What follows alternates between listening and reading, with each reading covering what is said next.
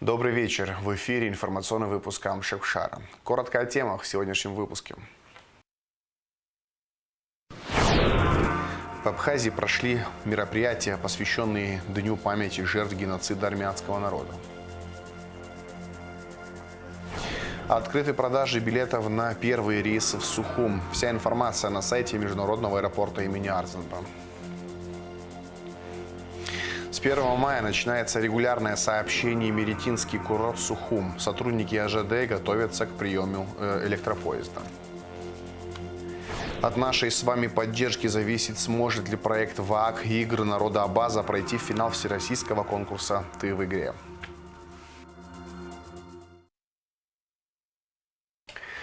24 апреля исполнилось 110 лет со дня начала массового истребления армян в Османской империи. Около 1,5 миллиона человек или около половины всех армян мира на тот период были физически истреблены.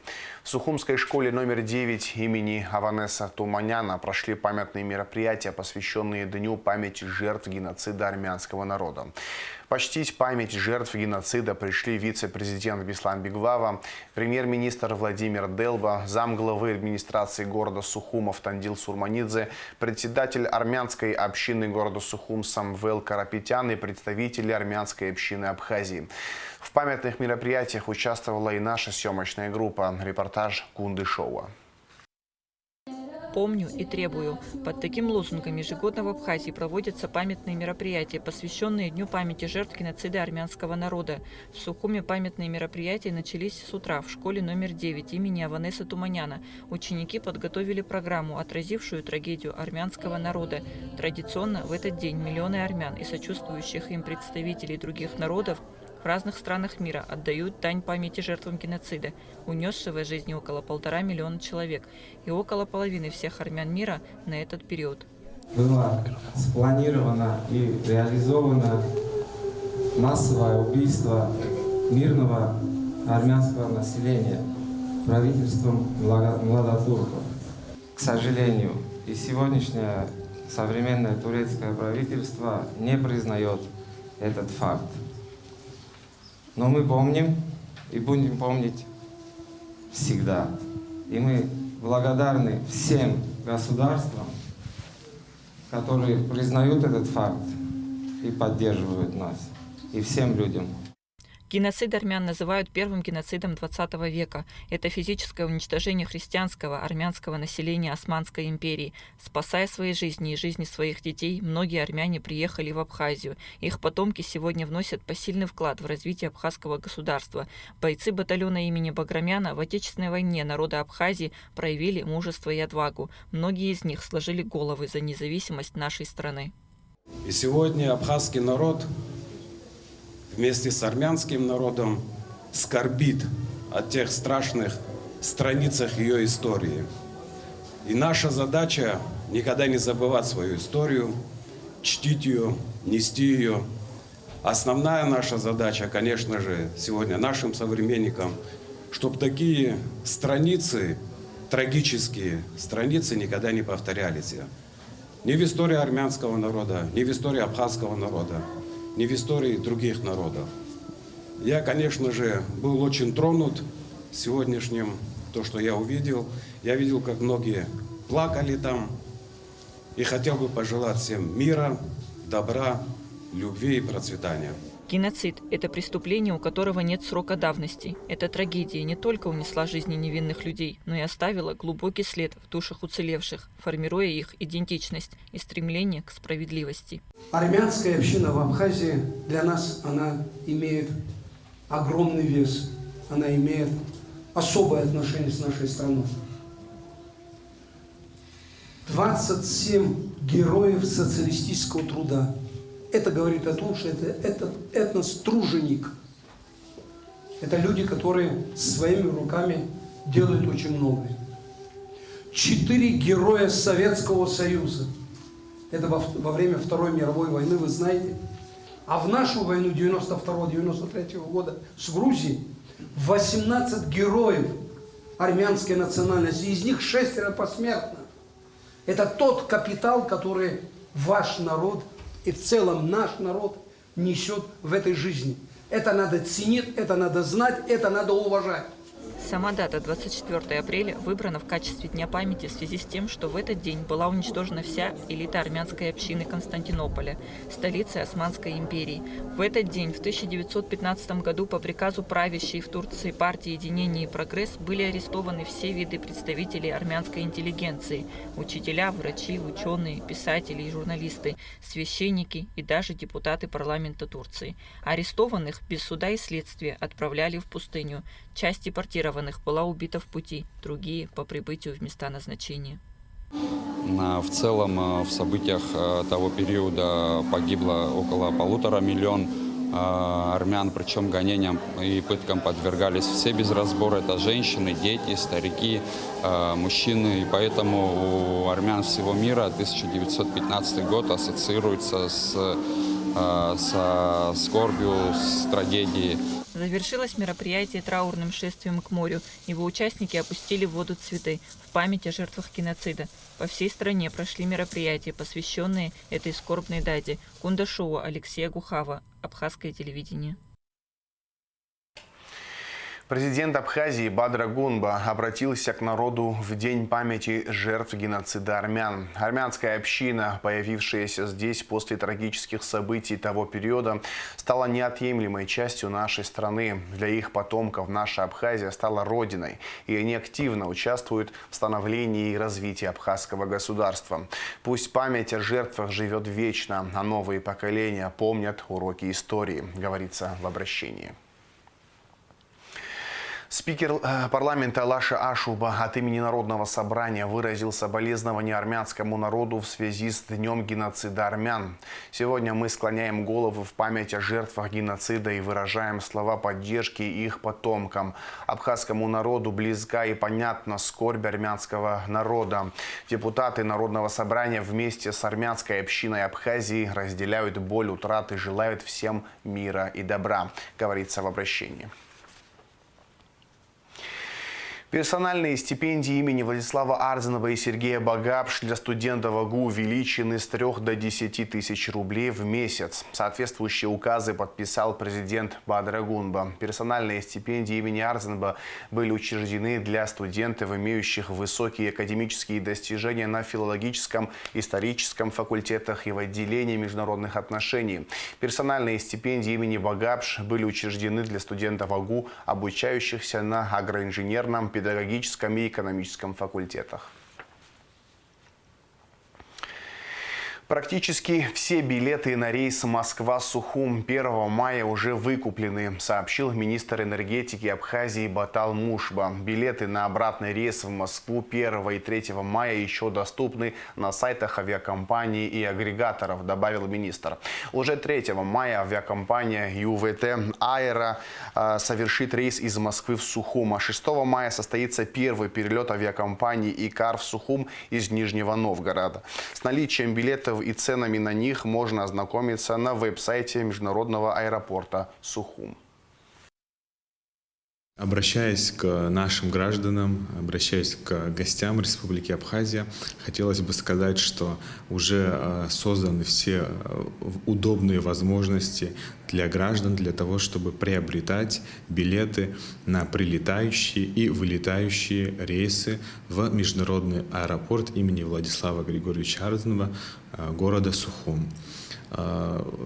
Мы видим, что и наши граждане, и гости демонстрируют высокий спрос на билеты первых рейсов, за что мы им хотим высказать слова благодарности.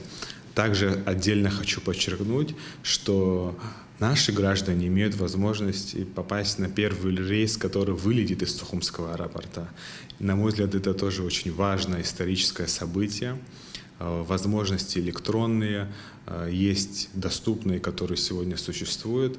Поэтому, пожалуйста, пользуйтесь такими возможностями, если у вас есть желание, если есть необходимость осуществить свой перелет в города Российской Федерации.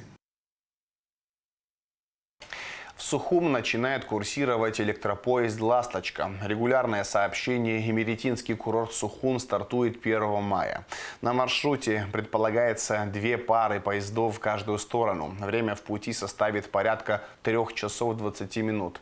Чтобы рейс стал возможным, проделана большая работа. Электропоезда «Ласточка» отличаются шириной кузова, поэтому для безопасного следования пришлось основательно подготовить инфраструктуру. Работа по мониторингу состояния шпал, рельсов, стрелочных переводов, скреплений сотрудниками АЖД ведется постоянно.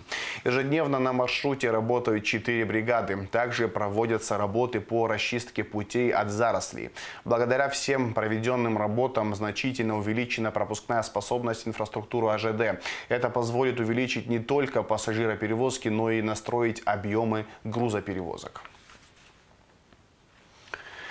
Причины задержания гражданина России и Абхазии Адгура Арзанба на МАП Адлер российско-абхазской границы стало то, что он управлял автомобилем, будучи лишенным российского водительского удостоверения за нарушение правил дорожного движения. Об этом сообщила служба госбезопасности Абхазии в ответ на обращение нескольких политических партий и общественных организаций к руководству страны. Кроме того, вместе с Арзанба границу пересекал гражданин Абхазии Нарси Чинава, подозреваемый в незаконном обороте оружия и находившийся под подпиской о невыезде. Российская сторона выразила надежду, что в дальнейшем политические деятели Абхазии будут с уважением относиться к российским законам и правилам. Представители русской общины Абхазии и Черноморского казачьего войска Абхазии поздравили с приближающимся 80-летием победы ветерана Великой Отечественной войны Марию Ломакину и приравненную к ветеранам Марию Диденко из села Лдза, сообщает «Спутник Абхазия». Мария Ломакина поблагодарила гостей, рассказала о том, как после войны попала в Абхазию и без праздничных угощений не отпустила. Особенно ее обрадовало то, что внимание ей уделили казаки. Их она назвала родными. Мария Диденко, принимая гостей, призналась, что очень их ждала и готовилась к встрече. Ей пожелали доброго здоровья, вручили цветы и подарки. Главный спортивный проект ВАК «Игры народа Абаза» берет новую высоту. Проект вышел в полуфинал всероссийского конкурса «Ты в игре». Из 5500 заявок со всей России в полуфинал прошли только 280 проектов. И проект ВАК среди лучших. Сейчас проходит народное голосование. От нашей поддержки зависит, смогут ли «Игры народа Абаза» пройти в финал. Алика Трапш расскажет детали. По инициативе председателя Высшего совета ВАК и президента организации Алашара Мусы Игзекова культурно-спортивный фестиваль Абаза проводится с 2013 года. В его рамках ежегодно проводятся игры народа Абаза. В программу игр входят такие виды спортивных дисциплин, как бег, мини-футбол, волейбол, стрельба, стрельба из лука, перетягивание каната, армстрейлинг, соревнования по лазанию на столб, гиревой спорт, троеборье, прыжки в длину. Команда из Абхазии неоднократно принимала в играх участие. Очень добрая, теплая атмосфера. Нас всегда очень тепло принимают, встречают. Несмотря на то, что всего несколько дней программы, всегда очень большие впечатления оставляет само мероприятие. Девочки, которые там уже играют, с каждым годом становятся все сильнее. Это заметно, что уровень тоже у них волейбола именно растет. Но мы тоже как-то стараемся не отставать от них и держим свой уровень, свою планку. И стараемся побеждать и привозить первое место. Культурно-спортивный фестиваль Абаза – яркое запоминающееся событие для всего абхазо-абазинского народа. Каждый год этот праздник спорта собирает сотни участников и тысячи зрителей из Карачаева-Черкесии, Абхазии, Кабардино-Балкарии, Москвы, Ставрополя и других регионов. Проект «Игры народа Абаза» – это не только про спортивные соревнования и достижения. Он олицетворяет братство абазинов и абхазов. Атмосфера игр потрясающая, и они всегда проходят на высшем уровне. Кроме того, спортивное мероприятие сопровождается массовыми народными гуляниями. Участники и гости фестиваля могут посетить выставки изобразительного и декоративно-прикладного искусства, попробовать блюда национальной кухни. Вообще для всего народа Абаза это самое главное мероприятие в году. Все абазины, абхазы, те люди, которые не видятся месяцами, они все могут увидеться там, потому что спортивные мероприятия – это главная часть, но намного важнее и главнее это когда люди видятся, когда они проводят вместе время. Очень-очень важный, вообще незаменимый момент.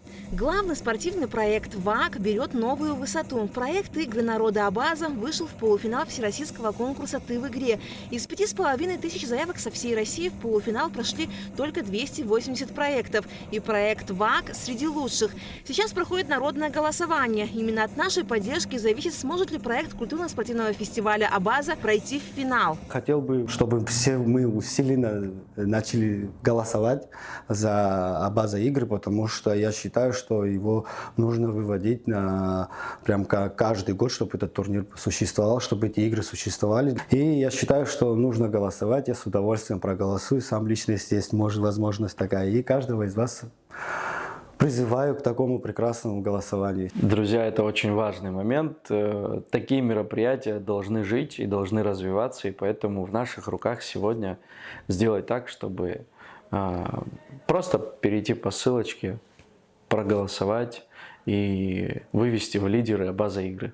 Я еще сама не проголосовала, но обязательно проголосую, потому что это нужно сделать для того, чтобы это мероприятие было более масштабным и наш народ смог объединяться. Всех тоже призываю голосовать обязательно. Проголосовать за проект ВАК «Игры народа Абаза» могут все желающие на официальном сайте «Ты в игре». Голосование продлится до 5 мая включительно. Аля Катрапш, Абхазское телевидение. Министерство культуры объявило о начале отборочного тура конкурса на лучшее музыкальное произведение, посвященное первому президенту Абхазии Владиславу Артенбо. Принять участие могут как профессиональные композиторы, так и любой желающий, без возрастных ограничений. Принимаются оригинальные вокальные композиции, ранее не исполнявшиеся. Работы можно подавать до 1 октября этого года в электронном виде или лично в Министерство культуры. Победители, автор музыки, автор стихов и исполнитель будут награждены дипломами и денежными призами, а лучшие произведения прозвучат на торжественном закрытии года первого президента. В завершении выпуска расскажем о погоде. В пятницу, 25 апреля, в Абхазии днем временами дождь, возможно гроза, туман. Температура воздуха ночью 9-14, днем 14-19. Температура морской воды плюс 12 градусов.